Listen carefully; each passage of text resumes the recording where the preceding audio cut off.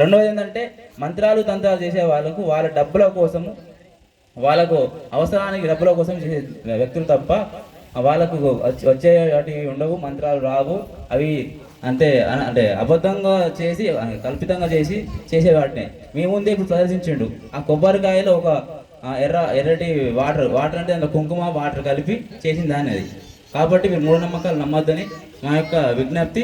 అదేవిధంగా ఇటువంటి ఏమైనా జరిగినా కూడా మాకు వెంటనే చెప్తే మేము వెంటనే అతనిపైన కేసు చేయడం జరుగుతుంది.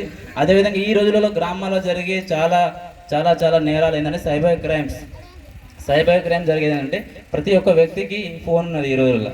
ఆ ఫోన్ ద్వారా ప్రతి ఒక్కరు కూడా ఏం చేస్తారు అంటే మనకు ఒక లింక్ పంపిస్తారు, నీకు 50 రూపాయలు వస్తున్నాయి, ఫ్రీగా వస్తున్నాయి అని చెప్పి ఒక ఫోన్ ద్వారానో లేకపోతే లింక్ పంపించడం ద్వారానో 50 నుంచి 1,00,000 రూపాయలు కావచ్చు. ఆ 1,00,000 రూపాయలు నీకు ఫ్రీగా వస్తున్నట్టు నువ్వు ఏం చేస్తావు, అత్యాశకు పోయి ఆశ ద్వారా ఆ డబ్బులు పోగొట్టుకుంటున్నావు. అతను ఒక ఓటీపీ చెప్పు అని చెప్పి మీకు చెప్తాడు. మీరేం చేస్తారు, మీకు తెలియకుండానే ఆ ఓటీపీ చెప్తారు.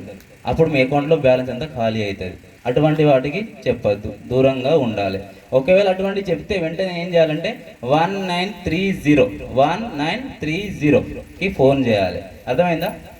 ఏ నెంబరు అందరు చెప్పాలి.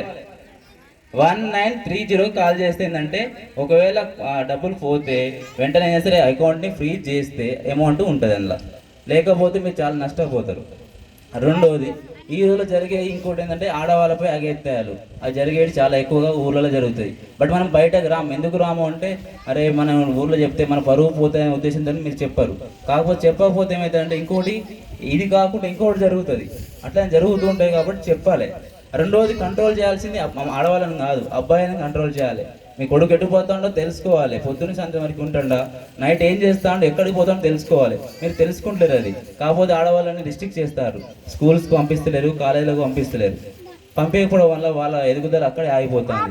దాంతోపాటుగా చైల్డ్ మ్యారేజెస్ అంటే బాల్య వివాహాలు చేస్తారు. చేయడం వల్ల ఏమవుతుందంటే వాళ్ళకు సరిగా అవగాహన లేక వెంటనే కాన్పు జరుగుతుంది. దాని పిల్లలు పుడితే వాళ్ళకు ప్రమాదమే, వీళ్ళకు ప్రమాదమే. కాబట్టి 18 ఇయర్స్ ఎబో వాళ్ళకు మాత్రమే పెళ్లి చేయాలి. ఆడపిల్లలకు 21 ఇయర్స్ ఉండాలి మగవాళ్ళైతే. దాంతోపాటు ఏంటంటే మనకు చిన్నపిల్లలకి ఇప్పుడు ఈ కాలంలో చిన్నపిల్లలకు ప్రతి ఒక్కరు కూడా మొబైల్ ఇస్తారు. ఆ మొబైల్స్ ఇవ్వద్దు. ఇస్తే ఏమవుతుందంటే నరాల బలహీనత పెరిగి నరాలు చిట్లిపోతాయి. దాంతో అదేవిధంగా ఏంటంటే వాట్సాప్లలో తర్వాత ఫేస్బుక్లలో చాలా వరకు అకౌంట్స్ ఉంటాయి కదా, వాటి ఏం చేస్తారంటే కొందరు అంటే నేరగాళ్ళు సైబర్ క్రైమ్స్, అది కూడా ఒక రకమైన సైబర్ క్రైమే.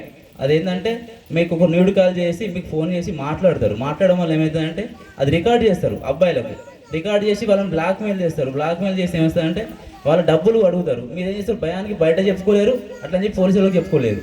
బట్ ప్రతి ఒక్కరు కూడా చెప్పుకోవాలి. ఇటువంటి జరిగినప్పుడు ప్రతి ఒక్కరు కూడా పోలీసు వారికి చెప్పుకోవాలి.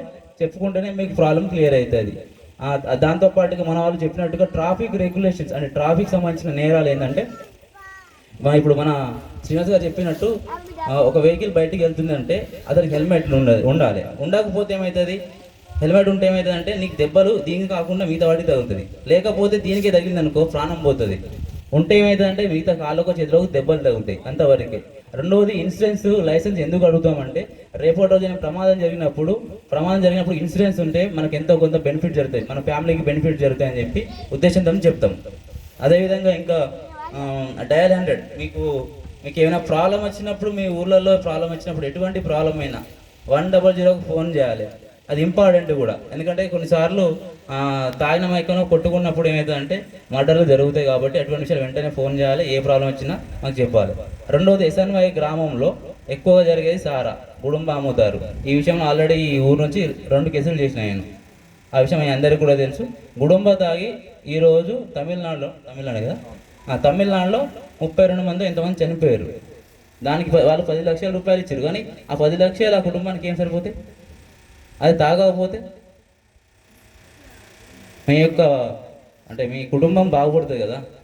మీ తర్వాత చాలా చాలా ఇంపార్టెంట్ విషయం ఏంటంటే మన ఊర్లలో ఎక్కువగా ఎవరిని కూడా చదివిస్తున్నాం కానీ కొంతవరకే వాళ్ళు ఏం చేస్తున్నారో తెలుసుకోవట్లేదు మనం. కాబట్టి ప్రతి ఒక్కరిని చదివిపిస్తే మనం అనుకుంటారు అదే మన కోటపల్లి వరకే అనుకుంటాం. బట్ కోటపల్లికి మించి మనకు చెప్పినట్టు మంచిర్యాల ఉంది, మంచిర్యాల మించి హైదరాబాద్ ఉంది. ఇక్కడే ఉంటే చదువుతాం కానీ మనకు తెలియదు, కాంపిటీషన్ తెలియదు. అరే హైదరాబాద్ పోతే ఒక లైబ్రరీలో పోతే కొన్ని వేల మంది లక్షల మంది చదువుతారు. ఎందుకు చదువుతారో మీరు అర్థం చేసుకోవాలి. ఉద్యోగం వచ్చింది. ఇప్పుడు మీ ఊర్లో బెస్ట్ ఎగ్జాంపుల్ చిన్న అనే వ్యక్తి ఉన్నాడు. ఆయనకు ఉద్యోగం వచ్చింది, పైన స్టేజ్ మీద పిలిపించినాం. ఎందుకు పిలిపించినాం? ఆయనకు ఉద్యోగం వచ్చింది కాబట్టి పైకి పిలిపించినాం. అట్లా ప్రతి ఒక్క కొడుకు మీ కూతుర్లను చూసుకోవాలి. అంటే నేను కూడా ఒక